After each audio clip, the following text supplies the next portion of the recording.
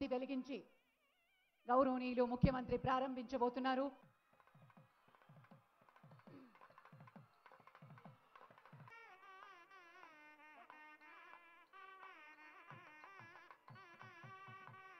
నియామక పత్రాలు అందుకుంటున్న వారిలో 1276 పోస్ట్ గ్రాడ్యుయేట్ టీచర్లు, 520 మంది లైబ్రేరియన్లు, 348 ఫిజికల్ డైరెక్టర్లు ఉన్నారు. వీరి నియామకంతో మన ప్రభుత్వ గురుకులాల్లో విద్యా ప్రమాణాలు మరింత మెరుగవుతాయి. లైబ్రేరియన్ల నియామకంతో పిల్లల పఠనాసక్తి పెరుగుతుంది. అలాగే ఫిజికల్ డైరెక్టర్ల నియామకంతో ఆరోగ్యవంతమైన విద్యార్థులు విద్యాలయాలు రూపుదిద్దుకుంటాయి. రాష్ట్రంలో కొత్త ప్రభుత్వం ఏర్పాటు చేసిన తర్వాత గౌరవ ముఖ్యమంత్రి గారు పెండింగ్లో పడిపోయిన నియామకాలపై అనేక సార్లు సమీక్షించడమే కాకుండా నియామకాల మీద ఉన్న కోర్టు కేసులు పరిష్కారంపై ప్రత్యేకమైన దృష్టి పెట్టి కోర్టుల్లో వివిధ కారణాలతో పెండింగ్ ఉన్న కేసుల సత్వర పరిష్కారానికి పలు చర్యలు తీసుకోవడం ద్వారా వెంటనే అపాయింట్మెంట్ ఆర్డర్స్ అందరికీ అందజేయగలుగుతున్నాము. దీని ఫలితంగా జనవరి 31న 6956 స్టాఫ్ నర్సుల పోస్టులు, ఫిబ్రవరి 7న 441 సింగరేణి పోస్టులు, ఫిబ్రవరి 14 అంటే నిన్న 13,444 పోలీస్ ఎక్సైజ్ ట్రాన్స్పోర్ట్ కానిస్టేబుల్ పోస్టులు, ఈ రోజున దాదాపు 2000 మంది టీచర్సు, లైబ్రేరియన్స్, ఫిజికల్ డైరెక్టర్ల పోస్టులు, అంటే గత 16 రోజుల్లో దాదాపు 23,000 మంది నిరుద్యోగ యువతి యువకులకు ప్రభుత్వ ఉద్యోగాలకు అపాయింట్మెంట్ ఆర్డర్స్ అందజేస్తున్నాం. ఈ నోటిఫికేషన్లో కవర్ అయిన ఇంకో 5,000 జేఎల్ తదితర పోస్టులు కూడా రాబోయే 2-3 వారాల్లో ఫైనలైజ్ చేసి అపాయింట్మెంట్ ఆర్డర్స్ ఇచ్చివేయాలని గౌరవ ముఖ్యమంత్రి గారు ఆదేశాలు ఇచ్చారు. ఆ ప్రకారంగా తదుపరి నియామకాల ప్రక్రియ కూడా వేగవంతం చేశామని చెప్పడానికి సంతోషిస్తున్నాను.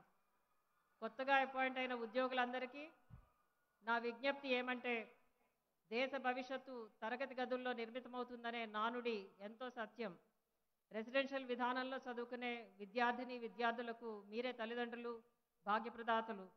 మీ బోధన వల్ల వారు మరింత ఉన్నత చదువులు చదువుకొని వారికి, వారి కుటుంబానికి, రాష్ట్ర ప్రభుత్వానికి మంచి పేరు తీసుకురావాలని ఆకాంక్షిస్తున్నాను. ఈ నియామక ప్రక్రియలో మరియు ఈరోజు వైభవంగా జరుగుతున్న ఈ పండుగ నిర్వహణలో క్రియాశీలక పాత్ర పోషించిన అధికారులందరికీ అభినందనలు. మీ అందరికీ కూడా శుభాభివందనలు. जय हिंद। ये सरकार आने के बाद सिर्फ 2 महीने के अंदर 23,023 वेकेंसीలు ఫిలప్ చేసిన ఘనత శ్రీ कांग्रेस गवर्नमेंट रेवंत रेड्डी गारिदी। हमने वायदा किया था कि 2 लाख जॉब्स देंगे और रेवंत रेड्डी साहब ने बार बार कहा कि हम गरीबों की सरकार है, नौजवानों की सरकार है, बेरोजगारी को खत्म करेंगे, नौजवानों को रोजगार से लगाएंगे। आज आपने देख लिया, कांग्रेस जो बोलती है वो करके बताती है। कांग्रेस ఏది చెప్తాదో చేసి చూపిస్తారు. రేవంత్ రెడ్డి గారు ఏది చెప్తారో అది చేసి చూపిస్తారు. దమ్మున్న నాయకుడు రేవంత్ రెడ్డి గారు. దమ్మున్న ప్రభుత్వం కాంగ్రెస్ ప్రభుత్వం.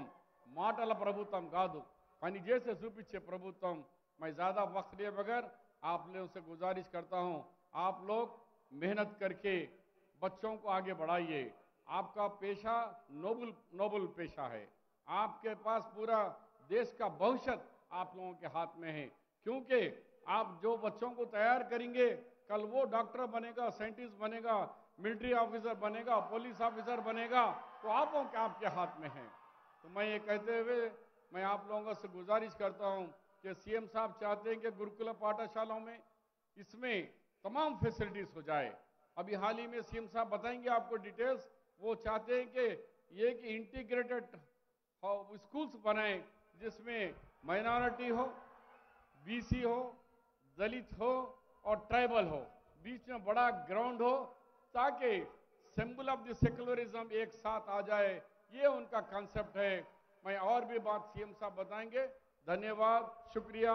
फिर एक दफा आपको 2000 हमारे असातिज़ा को दिल के गहराइयों से मुबारकबाद देता हूं। धन्यवाद। వివిధ గురుకులాలకు సంబంధించి ఈరోజు ఉద్యోగ నియామక పత్రాలు పొందుతున్నటువంటి గౌరవ ముఖ్యమంత్రి గారి చేతుల మీదుగా ఈ కార్యక్రమంలో మీరు ఉద్యోగ నియామక పత్రాలు పొందుతున్న శుభ సందర్భంగా మీకు మీ కుటుంబ సభ్యులందరికీ కూడా హృదయపూర్వకంగా శుభాకాంక్షలు తెలియజేస్తా ఉన్నాను. అదేవిధంగా ఈ కార్యక్రమానికి ముఖ్య అతిథిగా కర్త కర్మ క్రియగా ఈరోజు మీ అందరినీ ఇక్కడికి పిలిచి ఈ యొక్క కార్యక్రమాన్ని నిర్వహించేటువంటి విధంగా రూపకల్పన చేసిన గౌరవ ముఖ్యమంత్రి గారికి ఒకసారి గట్టిగా చప్పట్లతోటి ధన్యవాదాలు చెప్పాల్సిన సందర్భంగా నేను కోరుతా ఉన్నాను. మీకు తెలుసు ఎప్పుడు కూడా ఈ దేశంలో గట్టిగా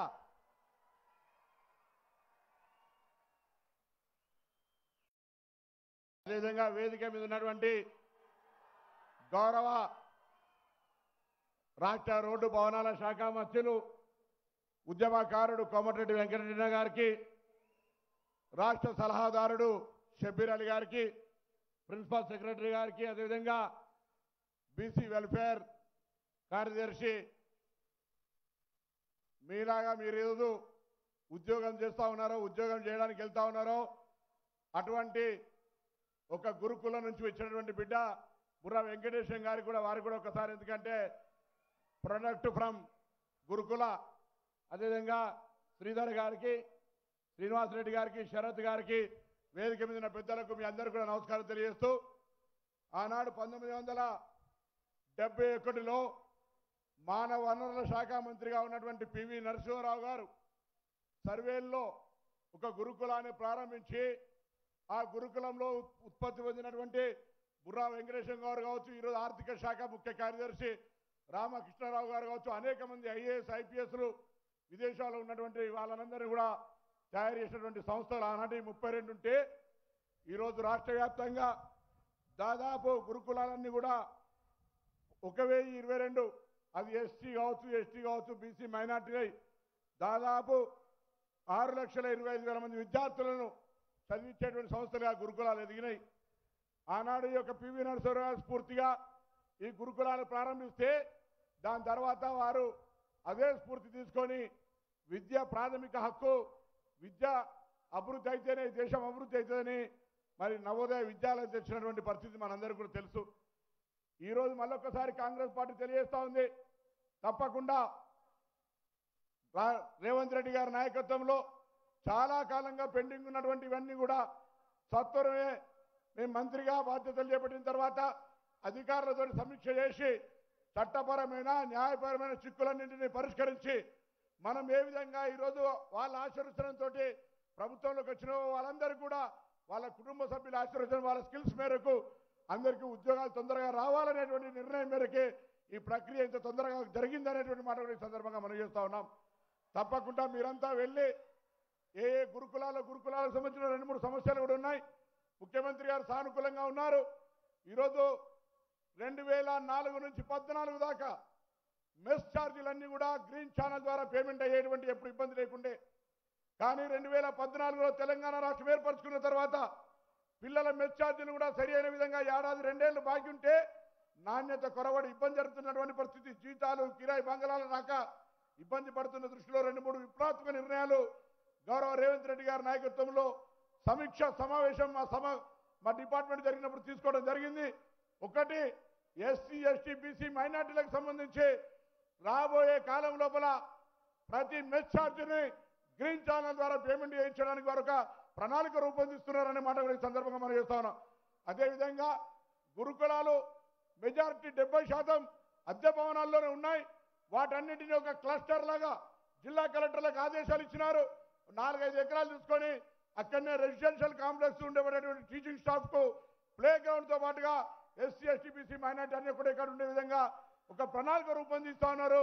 దానికి వారికి ధన్యవాదాలు తెలియజేస్తా ఉన్నా. ఈరోజు గురుకులాలంటే మళ్ళీ ఆనాడే గురుకుల వ్యవస్థలాగా చదువుకు ప్రాధాన్యత ఇచ్చే విధంగా మీ నాయకత్వం లోపల ఈ ప్రభుత్వం తీసుకుంటున్నటువంటి ఆ యొక్క నిర్ణయాల వల్ల తప్పకుండా భవిష్యత్తులో ఈ రాష్ట్రం విద్యారంగంలో అన్ని రాష్ట్రాల కంటే ముందుంటుందని తప్పకుండా మీ నాయకత్వంలో ఇంకా ఉన్నటువంటి ఖాళీలు కావచ్చు, నిర్మాణం చేయాల్సినటువంటి భవనాలు కావచ్చు, స్కాలర్షిప్లు కావచ్చు, మెస్ ఛార్జీలు కావచ్చు, అన్నీ కూడా తప్పకుండా అన్నిటికంటే ప్రాధాన్యతగా ఇన్ఫ్రాస్ట్రక్చర్ క్రియేట్ చేస్తే ఒక బంగ్లా రావచ్చు, ఒక బ్రిడ్జ్ రావచ్చు, కానీ ఒక విద్యార్థికి సంబంధించి మనం ఇచ్చేటువంటి సపోర్ట్ తోటి ఈ దేశ పౌరులుగా భారత పౌరులకు ఒక మంచి నాయకుడిగా ఒక నిర్మాతను మనకి ఇచ్చినట్టయితే కాబట్టి దయచేసి ఆ విధంగా మీరు తీసుకుంటున్న నిర్ణయాల పట్ల శాఖ తరఫున కూడా ధన్యవాదాలు తెలియజేస్తూ మరొక్కసారి ఈ సందర్భంగా మీ అందరికీ హృదయపూర్వక శుభాకాంక్షలు, అభినందనలు తెలియజేస్తూ నమస్కారం తెలియజేస్తా ఉన్నాను.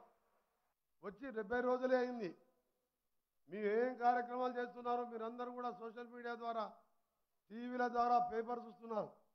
ఒకవైపు 10 సంవత్సరాల అధికారం ఉన్న వాళ్ళు ముఖ్యమంత్రి అనే పదవి గౌరవం ఇవ్వకుండా ఏ విధమైన అన్పార్లమెంటరీ లాంగ్వేజ్తో మాట్లాడుతూ ప్రభుత్వాన్ని కించపరుస్తూ చూస్తున్నారు.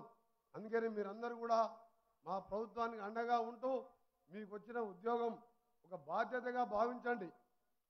మీరు పిల్లల్ని పౌరులుగా తీర్చిదిద్దే బాధ్యత మీ మీద ఉన్నది కాబట్టి మీ సొంత పిల్లల్లాగా మీరు పనిచేసే పాఠశాలల్లో విద్యాబోధన నేర్పించుకుంటూ ముందుకు పోవాలని ముఖ్యమంత్రి గారికి కూడా మరొకసారి త్వరలోనే మిగిలిపోయిన దీంట్లో రెసిడెన్స్ దాన్ని కూడా అనౌన్స్ చేస్తారు. వారు తప్పకుండా రాబో కాలంలో తెలంగాణ అన్ని రంగాల్లో అభివృద్ధి చెందడానికి మీరందరూ సహకారాలు అందిస్తూ ముందుకు పోవాలని ఇప్పటికే ముఖ్యమంత్రి గారు కూడా దీని మీద రివ్యూ చేసుకున్నారు.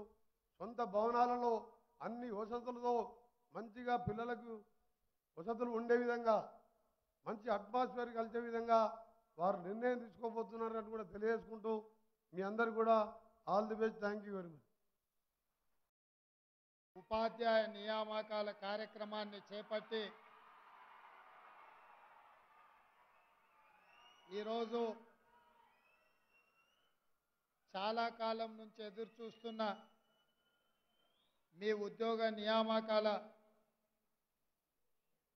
ఈ సమావేశాన్ని ఏర్పాటు చేసిన మా అధికారులు, ఈ కార్యక్రమానికి ముఖ్య అతిథులుగా విచ్చేసిన హైదరాబాద్ ఇన్ఛార్జ్ మినిస్టర్ పొన్నం ప్రభాకర్ గారు, అదేవిధంగా R&B శాఖ మాత్యులు శ్రీ కోమటిరెడ్డి వెంకటరెడ్డి గారు, అదేవిధంగా ఎస్సీ ఎస్టీ మైనారిటీ ఓబీసీ శాఖలకు సంబంధించి ప్రభుత్వ ప్రత్యేక సలహాదారు మాజీ మంత్రివర్యులు మహమ్మద్ అలీ షబీర్ గారు, అదేవిధంగా మహబూబ్ నగర్ శాసనసభ్యుడు మిత్రుడు ఎన్ఎం శ్రీనివాసరెడ్డి గారు, వివిధ శాఖలకు సంబంధించిన అధికారులు, అత్యంత ప్రీతిపాత్రులైన ఈనాడు ఉద్యోగ నియామకాలకు ఇక్కడికి విచ్చేసిన మిత్రులందరికీ కూడా మనస్ఫూర్తిగా అభినందనలు, శుభాకాంక్షలు.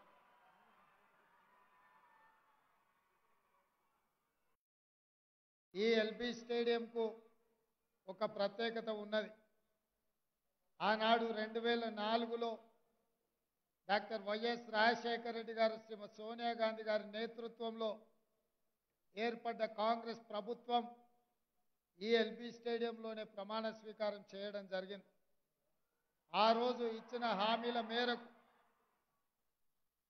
రైతు రుణమాఫీ కావచ్చు, రైతుల మీద పెట్టిన అక్రమ కేసులు కావచ్చు, రైతుల విద్యుత్తు బకాయిల రద్దు కావచ్చు, అదేవిధంగా ఆరోగ్యశ్రీ పథకం కావచ్చు, మైనారిటీలకు 4% రిజర్వేషన్ కావచ్చు, ఇలా చెప్పుకుంటూ వెళ్తే చాలా జనరంజకమైన పరిపాలనను ఆనాడు అందించారు. ఆ స్ఫూర్తితో, ఆ ఆలోచనతో తిరిగి మళ్ళీ ప్రజల యొక్క ఆలోచనను పంచుకునే, ప్రజాభిప్రాయం తెలుసుకొని పరిపాలన సాగించే ప్రభుత్వాన్ని అందించాలి అని గత సంవత్సరం ప్రజల దగ్గరికి వెళ్ళి మార్పు రావాలి, మీ జీవితాలలో వెలుగులు నింపాలి అన్న ఆలోచనతోటి కాంగ్రెస్ పార్టీ తెలంగాణ సమాజం దగ్గరికి వెళ్ళింది. మీరందరూ కాంగ్రెస్ పార్టీ ఎన్నికల మేనిఫెస్టోను, అదేవిధంగా గత ప్రభుత్వం చేస్తున్న అన్యాయాలు, అక్రమాలను, నిర్లక్ష్యాన్ని, కుటుంబ స్వార్థాన్ని గుర్తించి గత ప్రభుత్వాన్ని గద్దె దింపి ఇందిరమ్మ రాజ్యాన్ని, కాంగ్రెస్ ప్రభుత్వాన్ని ఈరోజు అధికారంలోకి తీసుకొచ్చింది. ఈరోజు మేమందరం మిత్రులందరూ మంత్రులుగా, నేను ముఖ్యమంత్రిగా ఈ వేదిక మీద నిలబడి మీ ఉద్యోగ పత్రాలను ఇవ్వగలుగుతున్నాము అని అంటే ఈ గెలుపులో మీ కృషి మరవలేనిది. మీ ప్రయత్నాన్ని ఎవరైనా అభినందించి తీరవలసిందే.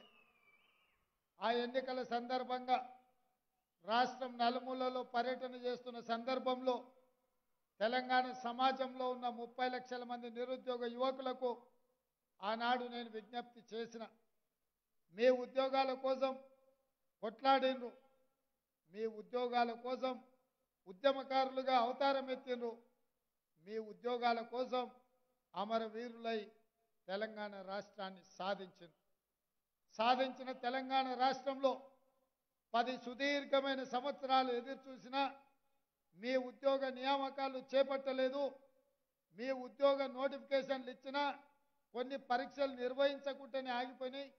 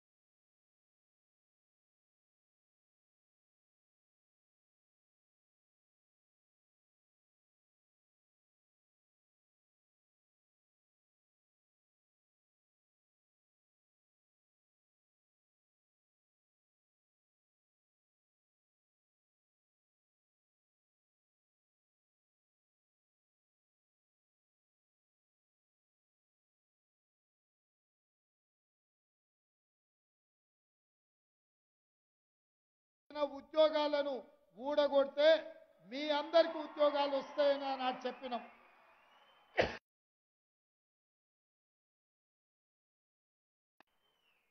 చాలా సంవత్సరాలు మీరు కొట్లాడితే గత ప్రభుత్వం తెలంగాణ పబ్లిక్ సర్వీస్ కమిషన్ ద్వారా ఉద్యోగ నోటిఫికేషన్లు ఇచ్చి నియామకాలు చేపడతారని మీరు పరీక్షలు రాస్తే ప్రశ్న పత్రాలు జిరాక్స్ సెంటర్ల దగ్గర పల్లి బఠానీలలాగా తెగ నమ్ముకున్నారు. చాలామంది నిరుద్యోగ యువకులు ఆందోళనకు లోనవుతున్నప్పుడు మేము సంపూర్ణమైన భరోసా ఇచ్చినాం. ప్రభుత్వం రాగానే యూపీఎస్సీ తరహాలో ఆనాటి పబ్లిక్ సర్వీస్ కమిషన్ని రద్దు చేసి కొత్త తెలంగాణ పబ్లిక్ సర్వీస్ కమిషన్ని నియమిస్తాము.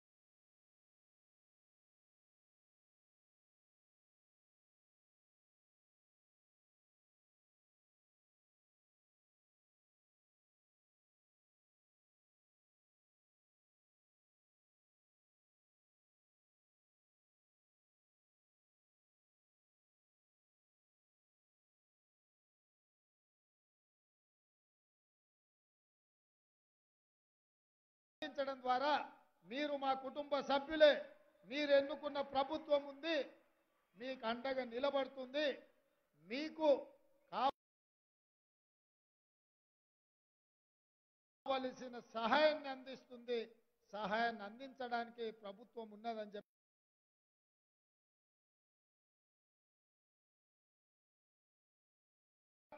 మా ప్రభుత్వం పేదల కోసం పనిచేస్తుంటే, వాళ్ళు సృష్టించిన సమస్యల్ని పరిష్కరిస్తుంటే అక్కస్తో మామ అల్లుళ్ళు తండ్రి కొడుకులు మమ్మల్ని తిట్టుకుంటా వీధులెంబడి తిరుగుతున్నారు. నేను అడుగుతున్న మిమ్మల్ని అందరినీ, 3650 రోజులు వాళ్ళు అధికారంలో ఉన్నారు. ఒక్కరోజు మీ ఉద్యోగ నియామకాలు చేపట్టడానికి వాళ్ళందరినీ 3650 రోజులు వాళ్ళ అధికారంలో ఉన్నారు.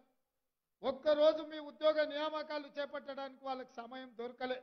ఎందుకంటే అధికారాన్ని అనుభవించాలి, రాష్ట్రాన్ని దోసుకోవాలి, ఆ దోసుకున్నది దాచుకోవాలనే దాని మీద వాళ్ళు అదే పనిగా నిరంతరం వాళ్ళు అదే కార్యక్రమాలలో మునిగి తేలింది.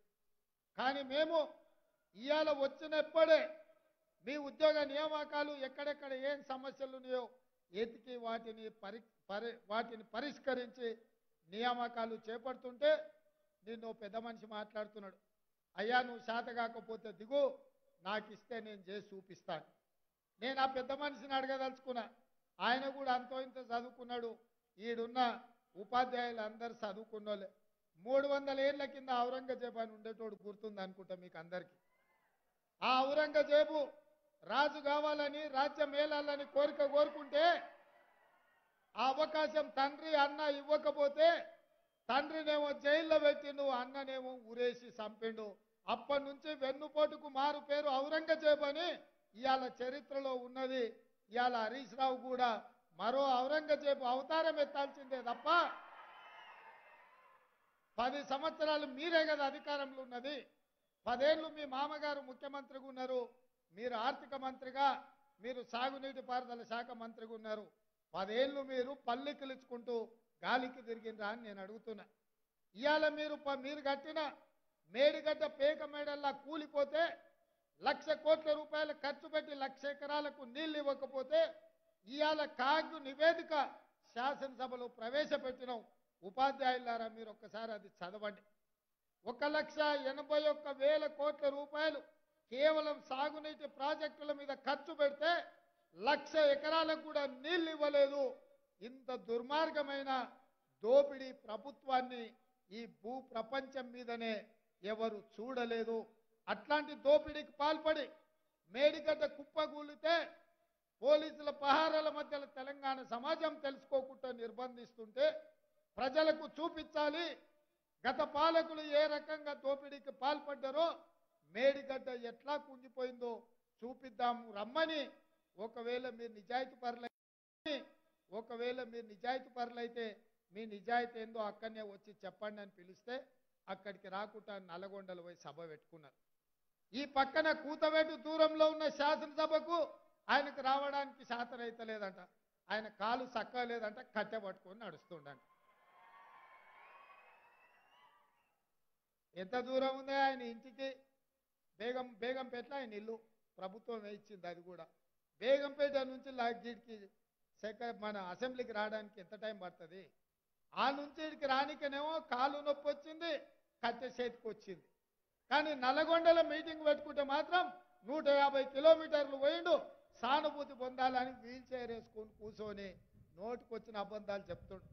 ఆయనంటే నేను సలహా అడగాలనంటే, అన్నా కేరాఎంపీ సమస్య ఉన్నది, ఎట్లా చేస్తే బాగుంటుందని అడుగుదామనే అసెంబ్లీకి రమ్మన్నా. అసెంబ్లీ పెట్టిందే అందుకు, ప్రతిపక్ష నాయకుడిగా ఉన్నదే దానికోసం కదా. తీర్మానాన్ని పెట్టి ప్రతిపక్ష సలహాలు సూచనలు ఇవ్వండి, తప్పకుండా సహేతుకమైన సలహాలు సూచనలు ఇస్తే ఆ సమస్యను పరిష్కరించుకుందామని శాసనసభలో మేము అడిగినాం. మీరు రాలేదు, పారిపోయినారు, పర్వాలేదు. కానీ ఆ భాష, ఆ మాటలు ఎట్లా మాట్లాడుతున్నారో మీరు చూసిండ్రు కదా. 10 ఏళ్ళు పదవిలో ఉన్న వ్యక్తి ముఖ్యమంత్రిగా పనిచేసి, కేంద్ర మంత్రిగా పనిచేసి, రాష్ట్ర మంత్రిగా పనిచేసి, ఎంపీగా పనిచేసి, ఎమ్మెల్యేగా పనిచేసి 40 సంవత్సరాలు ప్రజా జీవితంలో ఉన్న వ్యక్తి ఎంత అక్కసు వెళ్ళగలుగుతున్నాడో, ఏ రకంగా మాట్లాడుతున్నారో మీరు ఆలోచన చేయండి. ఇవాళ ఆయన బాధ అంతొక్కటే, ఆ ముఖ్యమంత్రి కుర్చీలో నల్లమల అడవులో నుంచి వచ్చిన ఒక రైతు బిడ్డ, రైతు కొడుకు అక్కడ కూర్చుంటే కడుపు మండి, నా కన్న కొడుకు అక్కడ కూర్చుంటాడని ఆ సచివాలయం ఉన్నదాన్ని కూలగొట్టి కడితే ఇది పోయి ఆయన వాస్తు కోసం అని కూలగొట్టిండు, కట్టిండు, బాగానే ఉంది. ఎవరికి వాస్తు అక్కరకు వచ్చిందే? అది మనకు అక్కరకు వచ్చింది, మీకు అక్కరకు వచ్చింది, నాకు అక్కరకు వచ్చింది, మా ఎంకన్నకు, మా పొన్నం ప్రభాకర్కి అక్కరకు వచ్చింది. దశ దిశ అని 2 ఉంటాయి. దశ బాగుంటే దిశతో పని లేదు. నీ దశ గుడిసేటది కాబట్టే నువ్వు పోయి ఫామ్ హౌస్లో పడ్డావు. అయినా ఇప్పటికన్నా అర్థం చేసుకో. ప్రజలు నీ నుంచి ఏం ఆశించిండ్రు? ప్రజలకు నువ్వేం ద్రోహం చేసినావు? ఇవాళ ప్రజలు ఏం మార్పు కోరుకున్నారు? ఇవాళ నిరుద్యోగ యువకులు వాళ్ళ జీవితాలతో మార్పుతో పాటు తెలంగాణ రాష్ట్రంలో పాలకుల మార్పు జరగాలని ఇవాళ ప్రజా ప్రభుత్వాన్ని ఇచ్చిండ్రు. ఇవాళ మేము వచ్చి కూర్చున్నామో లేదో, సర్దుకున్నామో లేదో, ఎక్కడ కుండ ఉందో, ఎక్కడ గిన్నె ఉందో, ఎక్కడ పొయ్యి ఉందో వంటొందామనే లోపలనే మీరు వండలేదు, మీరు ఉపాసం మానబెడుతున్నారని మా మీద ప్రచారం చేస్తున్నాడు. నేను ఒక్కటే మీకు చెప్పదలుచుకున్నా, 3650 రోజులు అధికారంలో ఉన్నాయన నువ్వు వీళ్ళకి ఎందుకు ఉద్యోగ నియామకాలు ఇవ్వలేదు? 70 రోజుల్లో మేము ఇచ్చినాం కదా. 70 రోజుల్లో దాదాపుగా మేము 25,000 ఉద్యోగాలు ఇవాళ భర్తీ చేసినాం. స్టాఫ్ నర్సులు కావచ్చు, సింగరేణి కార్మికులు కావచ్చు, పోలీసులు కావచ్చు, ఇవాళ గురుకుల టీచర్లు కావచ్చు, దాదాపుగా 25,000 ఉద్యోగాలు మేము వచ్చిన 70 రోజుల్లోనే నియామకాలు చేపట్టినాం. ఇవి మీ కళ్ళకు కనిపిస్తలేవా అని నేను వారిని అడుగుతున్నా. అందుకే ఇవాళ మీరు ఏడ్చినా, పెడబొబ్బలు పెట్టినా, మీరు కాళ్ళు చేతులు ఇరగొట్టుకున్నా, లేకపోతే అమరవీరుల స్తూపం దగ్గర మీ మెడకు ఉరితాడు కట్టుకొని ఏలాడబడ్డా ప్రజలు మీ పట్ల సానుభూతి చూపించారు. ఎందుకంటే ఈ రాష్ట్రాన్ని కొల్లగొట్టిందే మీరు, ఈ రాష్ట్రాన్ని దోసుకున్నదే మీరు. ఇవాళ ఈ దోపిడీ ప్రభుత్వం వద్దని ప్రజలు మిమ్మల్ని తిరస్కరించారు. ఇప్పటికైనా ప్రజా తీర్పును గౌరవించి ప్రధాన ప్రతిపక్ష నాయకుడిగా శాసనసభకు రా. ఈ నియామకాలకు ఉద్యోగ అవకాశాలు వచ్చిన ఈ విద్యార్థులను అభినందించు, ఈ గురుకుల పాఠశాల ఉపాధ్యాయులను అభినందించు. ఎందుకంటే భవిష్యత్ తరాలను తయారు చేసి ఈ దేశ సంపదను సృష్టించేదే ఈ ఉపాధ్యాయులు. గత ప్రభుత్వం విద్య మీద ఖర్చు పెట్టింది 6%. మా ప్రభుత్వం దాన్ని 10 నుంచి 12% పెంచి ఈ గురుకుల పాఠశాలలను బలోపేతం చేసి ఎస్సీ, ఎస్టీ, మైనారిటీ, ఓబీసీ విద్యార్థులకు ఉద్యోగ ఉపాధి అవకాశాలు కల్పించేటట్టు ఈరోజు వసతులను పెంచుతాం. అదేవిధంగా ఇవాళ తండాలలో, గూడాలలో, మారుమూల పల్లెల్లో ఉన్న సింగిల్ టీచర్ పాఠశాలను 6,453 మూతేసిండు కేసీఆర్ గారు. రేషనలైజేషన్ పేరు మీద పాఠశాలలు మూతేసి పేదవాళ్లకు విద్యను దూరం చేసిండు. ఎవరుంటారే తండాలలో, గూడాలలో, మారుమూల పల్లెల్లో ఎస్సీలో, ఎస్టీలో, ఓబీసీలో పేదవాళ్ళు ఉంటారు. పేదవాళ్ళ పిల్లలకు చదువుకోవాలంటే చిన్న పిల్లలు 4 ఏళ్ళు 5 ఏళ్ళ పిల్లలు పక్క ఊరికి 2-3 కిలోమీటర్లు పోయి చదువుకోవడానికి అవకాశం ఉంటుందా? ఒకవేళ అట్లా పోవాలంటే కూలి పనికి పోయే తల్లిదండ్రులు కూలి మానేసుకొని ఆ పిల్లల్ని తీసుకొని పక్క ఊరికి పోవాలి. ఆ కుటుంబాలు గడుస్తాయా? వాళ్ళు కూలి పని చేసుకోకపోతే, వ్యవసాయం పనికి పోకపోతే ఆ కుటుంబాలు బతుకుతాయా? ఇవాళ తండల్లో, ఊర్లోనో పాఠశాల ఉంటే పిల్లల్ని బడి దగ్గర వదిలి వ్యవసాయ పొలానికి వెళ్ళి పని చూసుకొని మళ్ళీ వచ్చి పిల్లల్ని తీసుకొని ఇంటికి పోతారు. ఇవాళ పక్క ఊర్లో పెడితే చిన్న పిల్లల్ని బస్సులో పంపలేరు, ఆటోలలో పంపలేరు. పిల్లల్ని బడికి పంపించి తల్లిదండ్రులు మళ్ళా పక్క ఊరికి వచ్చే పరిస్థితి ఉండదు. కుట్రపూరితంగా పేదవాళ్లకు విద్యను దూరం చేయాలన్న ఆలోచనతోటి ఈ పాఠశాలల్ని మూతేసిండు ఆనాటి ప్రభుత్వం. ఇవాళ అందుకే మా ప్రభుత్వం నిర్దిష్టమైన ఆలోచనతోని మెగా డిఎస్సిని ప్రకటించి అన్ని పాఠశాలలు తెరిపించి పేదవాళ్ళ పిల్లలకు విద్యను అందుబాటులోకి తీసుకొచ్చే బాధ్యత మా ప్రభుత్వం తీసుకుంటుంది.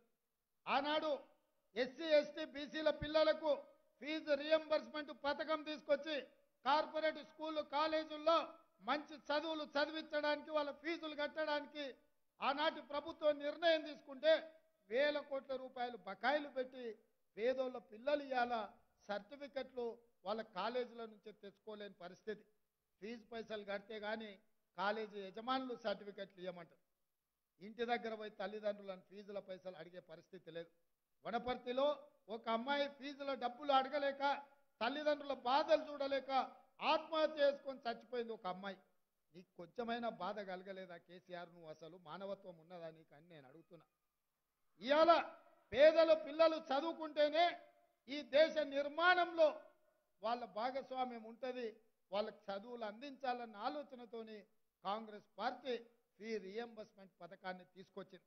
ఇదే కాదు, శ్రీమతి సోనియా గాంధీ గారు యూపీఏ ప్రభుత్వం రైట్ టు ఎడ్యుకేషన్ యాక్ట్ తీసుకొచ్చి ప్రైవేట్ కాలేజీలలో కూడా పేదోళ్ళ పిల్లలకు చదువుకోవడానికి అవకాశం ఇవ్వాలని రైట్ టు ఎడ్యుకేషన్ యాక్ట్ తీసుకొచ్చి ప్రతి పేదవాడికి విద్య హక్కు కింద మార్చింది కాంగ్రెస్ పార్టీ. ఇవాళ పేదలను చదువుకునే విధంగా ఏర్పాట్లు చేసే పార్టీ కాంగ్రెస్ పార్టీ అని నేను ఈరోజు చెప్పదలుచుకున్నా. అందుకే మిత్రులారా, ఈరోజు ఎస్సీ ఎస్టీ బీసీ మైనారిటీ పిల్లలకు గురుకుల పాఠశాలలు మంజూరు చేసినాను గొప్పగా చెప్తుండు. ఏ పాఠశాలలో చదువుకోవడానికి వాళ్ళ సొంత భవనాలు ఉన్నాయని నేను అడుగుతున్నా. వందలాది మంది ఆడపిల్లలు టాయిలెట్లు లేక క్యూలో నిలబడి పాపం ఆడపిల్లల అవస్థ చెప్పుకోలేని పరిస్థితి. మన బిడ్డలో మన చెల్లెంలో అంత అవస్థ పడితే మనం చూస్తూ ఊరుకుంటామా? ఆ పిల్లలు మన పిల్లలు కాదా? ఇవాళ పిల్లల కోసం వసతులు ఏర్పాటు చేయాల్సిన బాధ్యత మానవత్వం ఉన్న ప్రభుత్వాలకు బాధ్యత కాదా అని నేను అడుగుతున్నా. లక్షల కోట్ల రూపాయల బడ్జెట్ ఉన్న మిగులు రాష్ట్రమైన తెలంగాణ రాష్ట్రం దాదాపుగా 17.5 లక్షల కోట్ల రూపాయలు చంద్రశేఖరరావు చేతికి వచ్చినాయి 10 ఏళ్లలో. ఎందుకు ఆ పిల్లలకు ఆ వసతులు ఏర్పాటు చేయించలేదని నేను అడుగుతున్నా. ఇవాళ పిల్లల కష్టం నీకు అర్థమవుతుందా? అందుకే ఇవాళ ఈ వేదిక మీద నుంచి మా మిత్రుడు వెంకటరెడ్డి గారు చెప్పారు, నువ్వు మాట ఈ ఆర్ఎన్బి శాఖ నుంచి అన్ని భవనాలు కడదాం, ఎట్లయితే అట్లయితుంది, ఏమైనా సరే అవసరమైతే పూట ఉపాసం బండి అయినా గురుకుల పాఠశాలలకు సొంత భవనాలు చదువుకోవడానికి అన్ని వసతులు కల్పిద్దాం, నువ్వు మాట ఇవ్వని చెప్పిండు. వారి ధైర్యంతో కొడంగల్లో నేను ఒక మోడల్ ప్రారంభించబోతున్నా. ఎస్సీ ఎస్టీ బీసీ మైనారిటీ 4 గురుకుల పాఠశాలలు 20 ఎకరాలలో ఒకే దగ్గర పెద్ద క్యాంపస్ కట్టి 100 కోట్ల రూపాయలతో వసతులు ఏర్పాటు చేసి ఒక గొప్ప క్యాంపస్, ఒక యూనివర్సిటీ లాగా పేదోళ్ళ పిల్లలు చదువుకునే విధంగా చదువులు చెప్పే ఉపాధ్యాయులకు ఆడ నివసించడానికి అన్ని వసతులు ఏర్పాటు చేయడానికి ఇవాళ కొడంగల్లో ఒక మోడల్గా తీసుకున్నాం. ఆ విధానాన్ని అన్ని నియోజకవర్గాలలో మంజూరైన ఎస్సీ ఎస్టీ బీసీ మైనారిటీ గురుకుల పాఠశాలల్ని ఒకే క్యాంపస్లో ఆ నియోజకవర్గంలో ఎక్కడైతే 20-25 ఎకరాలు ఉంటుందో ఆ భూమిని సేకరించి అన్ని పాఠశాలలు అన్ని గురుకుల పాఠశాలలు ఒకటే దగ్గర కడితే వేలాది మంది విద్యార్థులు ఒక దగ్గర ఉంటారు. వాళ్ళకు వేరే భావన ఉండదు. ఎస్సీలు ఎస్టీలు వేరు కాదు, బీసీలు వేరు కాదు, మైనారిటీలు వేరు కాదు, ఇతర వర్గాల పాఠశాలల్లో చదువుకుంటే సోదర భావం పెరుగుతుంది. అన్నదమ్ములలాగా కలిసి ఉంటారు. కలిసి చదువుకోవడం ద్వారా ఈ రాష్ట్ర పునర్నిర్మాణంలో భాగస్వాములు అవుతారు. ఒక దగ్గర ఎస్సీ పాఠశాల ఊరు బయట కడితే ఆ పిల్లల మనసులో ఒక అభద్రతా భావం ఉంటుంది. మేము దళితులం కాబట్టి మమ్మల్ని ఊరు బయట పెట్టిండ్రేమని. గిరిజనులను తీసుకెళ్ళి ఇంకో దగ్గర ఊరు బయట పెడితే వాళ్లకు అదే భావన ఉంటుంది. మైనారిటీలను ఇంకొక దగ్గర కడితే మెజారిటీలు మైనారిటీలను మమ్మల్ని పక్కన పెట్టిండ్రేమో అనే ఒక భావన ఉంటుంది. ఇవాళ అందరు కలిసి ఉన్నప్పుడే, అందరు కలిసికట్టుగా పెరిగినప్పుడే, ఒకరినొకరు కలుస్తూ మెలుస్తూ చదువుకుంటే, కలిసి చదువుకుంటే సోదర భావము పెరుగుతుంది. దాంతో దేశం యొక్క రాష్ట్రం యొక్క శాంతి భద్రతల నుంచి మొదలు పెడితే ఒక సామరస్యపూర్వమైన వాతావరణం వస్తుంది. అందుకే అక్కడొకటి ఇక్కడొకటి విసిరేసినట్టుగా కాదు, అందరినీ ఒకే దగ్గర ఉండేటట్టుగా ఒక మంచి మోడల్ కాంప్లెక్స్ కట్టి వాళ్లకు చదువులు అందించాలి అని మా ప్రభుత్వం ప్రయత్నం చేస్తుంది. మా చీఫ్ సెక్రటరీ గారు కూడా ఈ వేదిక మీద నుంచి నేను ఆదేశాలు ఇస్తున్నా. అన్ని శాసనసభ నియోజకవర్గాలలో ఇదే రకంగా స్థలాలను వెతకండి, నిధులు కేటాయిద్దాం, అవసరమైతే ఇంకెక్కడైనా నిధులు ఆపుదాము, విద్యకు ఖర్చు పెడదాము. విద్యకు పెట్టే ఖర్చు కాదు, అది పెట్టుబడి, భవిష్యత్తు నిర్మాణానికి అది పెట్టుబడి. టీచర్ల నియామకాలంటే ఈ దేశాన్ని బలోపేతం చేయడానికి పెడుతున్న పెట్టుబడి. అందుకే ఈరోజు పాఠశాలల మీద కానీ, ఉపాధ్యాయుల మీద కానీ, విద్యార్థుల మీద కానీ ప్రతి రూపాయే అది భవిష్యత్తు యొక్క పెట్టుబడి. ఆ భవిష్యత్తు పెట్టుబడి ఈ దేశాన్ని బలోపేతం చేస్తుంది, ఈ దేశాన్ని అభివృద్ధి పదం వైపు నడిపిస్తుంది. అందుకే మిత్రులారా, ఇవాళ మీరందరూ ఒక గొప్ప లక్ష్యంతో, గొప్ప ఆలోచనతోటి ఈ జాతి పునర్నిర్మాణం కోసం మీరు అంకితం అవుతున్నారు. మీరు వెళ్ళే పాఠశాలలో మీరు ఉపాధ్యాయులుగా ఎక్కడికైతే వెళ్తుండ్రో బాధ్యతతోని విద్యార్థులకు చదువులు చెప్పండి.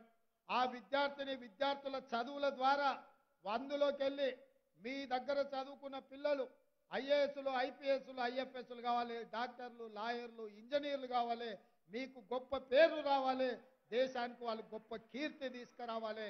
ఆ వృత్తి మీరు చేపడుతున్న వృత్తి అత్యంత పవిత్రమైనది, అత్యంత బాధ్యతాయుతమైనది. అందుకే మిమ్మల్ని అందరినీ మనస్ఫూర్తిగా అభినందిస్తున్నా. ఈ వృత్తిలోకి రావడం అంటే ఒక కమిట్మెంట్ ఉన్నవాళ్ళే ఉపాధ్యాయ వృత్తిలోకి వస్తారు. ఇది ఉద్యోగం కంటే, జీత భత్యాల కంటే సామాజిక బాధ్యత. ఈ సామాజిక బాధ్యతను మీరు చేపట్టి ముందుకు వెళ్తున్నందుకు మిమ్మల్ని అందరినీ అభినందిస్తూ మనస్ఫూర్తిగా శుభాకాంక్షలు తెలియజేస్తూ మీ అందరి దగ్గర సెలవు తీసుకుంటున్న మిత్రులారా.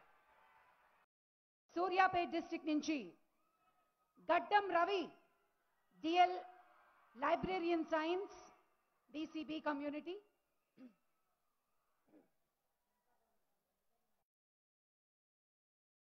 Next Shivananda Reddy, PGT biological science, Vikarabad.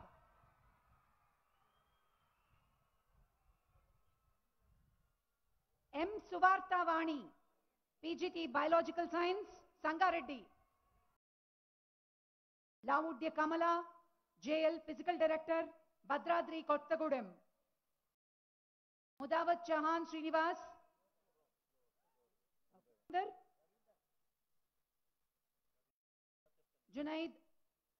Junaid Rahman.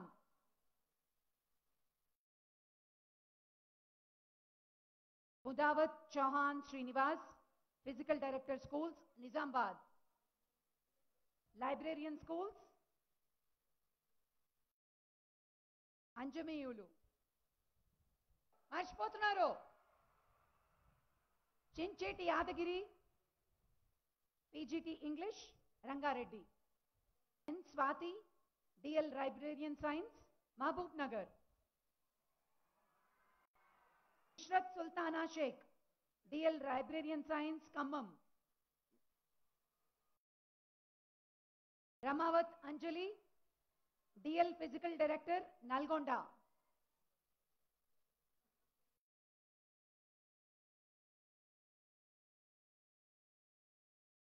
కాటేకర్ Sadhana, physical director schools, Adilabad.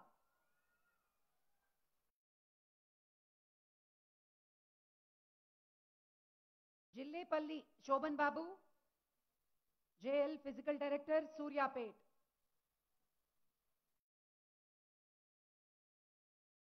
Praneeth Reddy Talla, PGT English, Warangal.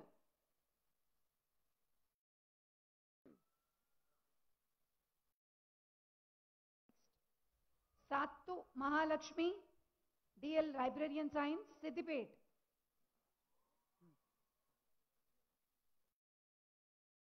Lakshmi Bavu Gautami, physical director schools, Peddapalli.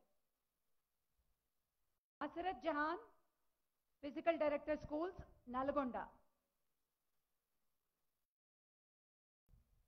इम्मडी Shirisha, Nalgonda. Bukya Chandana,